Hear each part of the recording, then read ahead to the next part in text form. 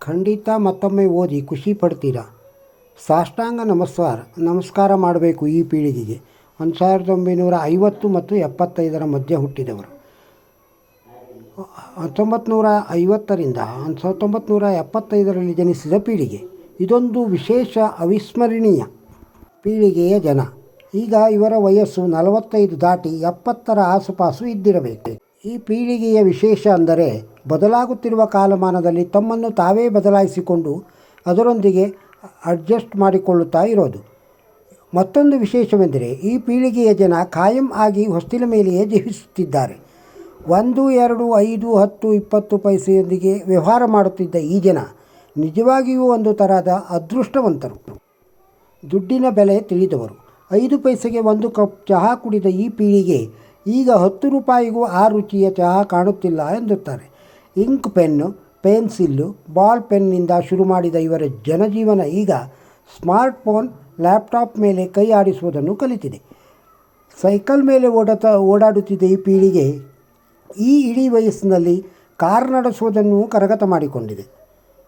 ತಮ್ಮ ಬಾಲ್ಯವನ್ನು ಅತಿ ಕಷ್ಟ ಕಾರ್ಪಣ್ಯಗಳಲ್ಲಿ ಕಳೆದ ಈ ಪೀಳಿಗೆ ಈಗ ಆಧುನಿಕ ಜೀವನವನ್ನು ಅನುಭವಿಸುತ್ತಿದ್ದಾರೆ. ಇದೊಂದು ಸುಸಂಸ್ಕೃತ ಪೀಳಿಗೆ. ಟೇಪ್ ರೆಕಾರ್ಡರ್, ಪಾಕೆಟ್ ರೇಡಿಯೋದೊಂದಿಗೆ ಶುರು ಮಾಡಿದ ಇವರ ಮನೋರಂಜನೆ ಈಗ ಸ್ಯಾಟಲೈಟ್ ಟಿವಿವರೆಗೂ ಹೋಗಿದೆ.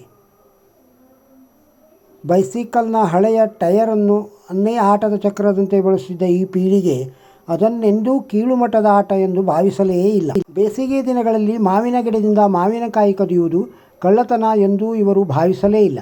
ಯಾವಾಗ ಬೇಕಾದರೂ ಗೆಳೆಯರ ಮನೆಗೆ ಹೋಗುವುದು, ಅವರ ಜೊತೆ ಹರಟೆ, ಊಟ, ಆಟ ಆಡುವುದು, ಇದಕ್ಕೆಲ್ಲ ಟೈಮ್ ಟೇಬಲ್ ಯಾವುದೂ ಇಲ್ಲ. ಇದು ವಿರುದ್ಧ ಎಂದೂ ಭಾವಿಸಲೇ ಇಲ್ಲ. ಶಾಲೆಯಲ್ಲಿ ಓಣಿಯಲ್ಲಿ ಭೇಟಿಯಾದಾಗ ಅಕ್ಕನ ಗೆಳತಿಯರ ಜೊತೆ ಮನಬಿಚ್ಚಿ ಹರಟೆ ಹೊಡೆಯುವುದು ಈ ಪೀಳಿಗೆಯ ವಿಶೇಷವಾಗಿತ್ತು. ಇದರಲ್ಲಿ ಯಾವ ತರಹದ ಸಂಕೋಚ ಕಾಣುತ್ತಿರಲಿಲ್ಲ. ಶಾಲೆಗೆ ಗೆಳೆಯರ ಪ್ರೆಸೆಂಟ್ ಬಂದರೆ ಕೂಡಲೇ 100 ಕಿಲೋಮೀಟರ್ ಸ್ಪೀಡ್ನಿಂದ ಓಡುತ್ತಾ ಹೋಗಿ ಅವನನ್ನು ಎಳೆದು ತರುವ ಹುಮ್ಮಸ್ಸು ಈ ಪೀಳಿಗೆಯಲ್ಲಿ ಇತ್ತು. ಇದರಲ್ಲಿ ಯಾವ ತರಹದ ಈಗೋ ಅಪಮಾನ ಕಾಣುತ್ತಿರಲಿಲ್ಲ. ಓಣಿಯ ಮನೆಯಲ್ಲಿ ಮದುವೆ ಅಥವಾ ಇನ್ನಿತರ ಹಬ್ಬದ ದಿನಗಳಲ್ಲಿ ಯಾವ ಸಂಕೋಚವಿಲ್ಲದೆ ಕಾರ್ಮಿಕನಂತೆ ದುಡಿಯುವುದು ಒಂದು ಹೆಮ್ಮೆಯ ಸಂಗತಿ. ಶಾಲೆಯ ಇಂಟರ್ವೆಲ್ ವೇಳೆಯಲ್ಲಿ ಜೂಜಾಟ ಆಡುವುದು, 10, 20, 30 ಅಂತ ಕಣ್ಣು ಮುಚ್ಚಿ ಮುಖ ಆ ಕಡೆ ಮಾಡಿ ಕೂಗಿ ಬಂದೆ ಎನ್ನುತ್ತಾ ಕಣ್ಣು ಮುಚ್ಚಾಲೆ ಆಡೋದು ಈ ಪೀಳಿಗೆಯ ಆಟ ಆಗಿತ್ತು. ಗವಾಸ್ಕರ್, ವಿಶ್ವನಾಥ್ ಇವರ ಆಟದ ಚರ್ಚೆ.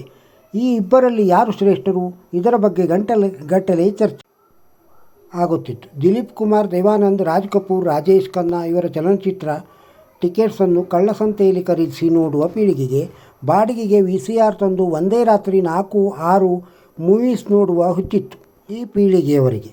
ಎಷ್ಟು ಏಟು ತಿಂದರೂ ಗುರುಗಳ ಕಂಪ್ಲೇಂಟ್ ಪಾಲಕರ ಮುಂದೆ ಹೇಳದೇ ಇರೋದು ಈ ಪೀಳಿಗೆಯ ಗುಣ, ಧರ್ಮ ಎನ್ನಿ. ಇದೇ 50ರಿಂದ 75ರ ಪೀಳಿಗೆಯ ಒಂದು ಪ್ರಾಣಿ. ಸಾಷ್ಟಾಂಗ ನಮಸ್ಕಾರಗಳು ಈ ಪೀಳಿಗೆಗೆ. ನಿಮಗೆ ಸರಿ ಅನ್ನಿಸಿದರೆ ಬೇರೆಯವರಿಗೂ ಕಳುಹಿಸಿರಿ. ನಮಗೆ ಬೇಕಾದಲ್ಲಿ ಬೆರೆತು ನಡೆಯೋಣ, ಸಾಕಾದಲ್ಲಿ ಸರಿದು ನಡೆಯೋಣ. 2 ಬೇಡವಾದಲ್ಲಿ ನಮ್ಮ ಪಾಡಿಗೆ ನಾವು ಯಾರ ಮನಸ್ಸು ನೋಯಿಸದೆ ಸುಮ್ಮನೆ ಇರೋಣ. ಸೇವೆ ಮಾಡುವಾಗ ಸಮಯ ನೋಡಬಾರದು, ಪ್ರಸಾದ ಸ್ವೀಕರಿಸುವಾಗ ಸ್ವಾದ ನೋಡಬಾರದು, ಸತ್ಸಂಗ ಕೇಳುವಾಗ ಜಾಗ ನೋಡಬಾರದು, ವಿನಂತಿ ಮಾಡುವಾಗ ಸ್ವಾರ್ಥ ನೋಡಬಾರದು. ಕೆಲವೊಬ್ಬರ ಜೀವನದಲ್ಲಿ ನಾವು ಚಪ್ಪಲಿಯಂತೆ ಅವರನ್ನು ಹೊತ್ತು ತಿರುಗುತ್ತೇವೆ, ಅವರಿಗೆ ನೋವಾಗದಂತೆ ತಡೆಯುತ್ತೇವೆ, ಅವರು ಅಷ್ಟು ದೂರ ನಡೆಯಲು ಕಾರಣ ಕೂಡ ಆಗಿರುತ್ತೇವೆ. ಕೊನೆಗೆ ಅವರು ತಲುಪಿದ ಮೇಲೆ ನಮ್ಮ ಜಾಗ ಹೊರಗೆ. ಈ ಮಾತು ಸರಿ ಎನಿಸಿದರೆ ಒಂದು ಲೈಕ್ ಕೊಡಿ, ಬೇರೆಯವರಿಗೂ ಶೇರ್ ಮಾಡಿ. ನಮ್ಮ ಚಾನಲಿಗೆ ಸಬ್ಸ್ಕ್ರೈಬ್ ಆಗದೇ ಇದ್ದರೆ ಸಬ್ಸ್ಕ್ರೈಬ್ ಆಗಿ, ಬೇರೆಯವರಿಗೂ ಶೇರ್ ಮಾಡಿ. ನಮಸ್ಕಾರ.